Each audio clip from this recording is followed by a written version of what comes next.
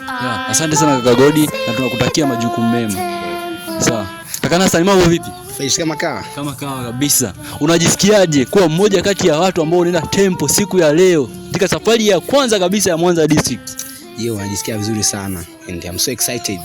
Sababu ni kitu ambacho ninatamani sana kuingia katika nyumba ya Baba yetu mpendwa wa mbinguni ambao ni tempo. Najua hii sio mara yako ya kwanza kuingia hekaluni. Je, ni kitu gani ambacho kinakuvutia zaidi kwenye kwenda tena hekaluni mara ya pili tena? Kitu kimoja ambacho kinanivutia kwa zaidi ninapokuwa katika ile sehemu, kwanza ni jinsi namna gani ninapokuwa najihisi. Umeona? Kwa sababu ninapokuwa ndani ya tempo najihisi mtu tofauti sana. Nakumbuka mara ya kwanza wakati tunaenda tempo ilikuwa ni very big experience kwangu mimi, sababu ilikuwa ni mara ya kwanza na ordinance ambayo nilifanya pale ninajua kwamba ni vitu ambavyo vilikuwa vya muhimu sana kwangu mimi na maagano ambayo niliweka na Baba yetu mpendwa wa mbinguni, sio kwa ajili ya maisha ya bali pia hata kwa maisha yajayo. Na kitu kingine ambacho napenda tempo ni ule uwepo wa Roho Mtakatifu ambao nilikuwa najihisi wakati niko pale. Umeona? Ukimya na ukarimu wa watu ambao wanafanya kazi pale hekaluni ni kitu ambacho kimoja nilichoweza kukivutia sana kwenda pale hekaluni na kwenda kufanya maagano na Baba yetu mpendwa wa mbinguni.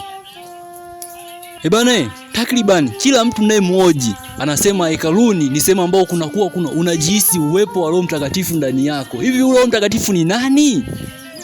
So, Roho Mtakatifu ni memba katika Utatu Mtakatifu wa Mungu ambao tunajua ni kuna Yesu Kristo, Baba yetu mpendwa wa mbinguni pamoja na Roho Mtakatifu. Na kazi kubwa ya Roho Mtakatifu ni mfariji kwetu. Roho Mtakatifu ndiye kiongozi wetu, ndiye mwalimu wetu na ndiye mtu au ndiye person ambaye anayetusaidia sisi kuweza kuendelea kuishi katika misingi na kuendelea kumkumbuka Baba yetu mpendwa wa mbinguni. Na huyo Roho Mtakatifu ilikuwa ni zawadi ambayo Baba yetu mpendwa wa mbinguni aliweza kutupatia, kwamba kupitia Yesu Kristo mwenyewe alisema kwamba nitawaachia Roho Mtakatifu ambaye atakuwa ni kiongozi wenu, ambaye atakuwa ni msaada kwenu na mfariji kwenu.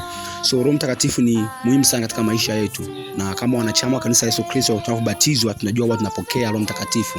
So huyo Roho Mtakatifu tunampokea, tunapokea just influence ya Roho Mtakatifu, but tempo tempo ndio sehemu Roho Mtakatifu anapoweza kuishi kabisa tempo. So unaweza kuona kwamba tempo ni sehemu ambayo unaweza kupata all the fullness of the Holy Ghost.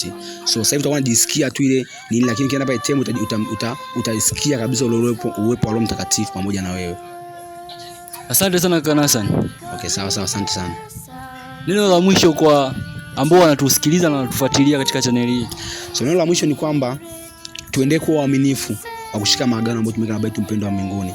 Na kwa wale ambao tunayo fursa kwenda tempo, kwenda kufanya maagano na Baba yetu mpendwa wa mbinguni, kwa sababu kuna spirit children wengi ambao Baba yetu mpendwa wa mbinguni ambao wamekufa bila kusikia injili hii. Ni wajibu wetu kama wanachama wa kanisa Yesu Kristo kwenda na kufanya prox baptism, kwa sababu inawasaidia wale pia hata ndugu zetu ambao wameweza kufa kuweza kuwa na ile nini, kuwa na ile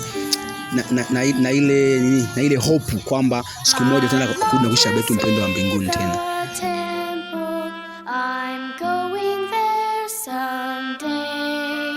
To feel the whole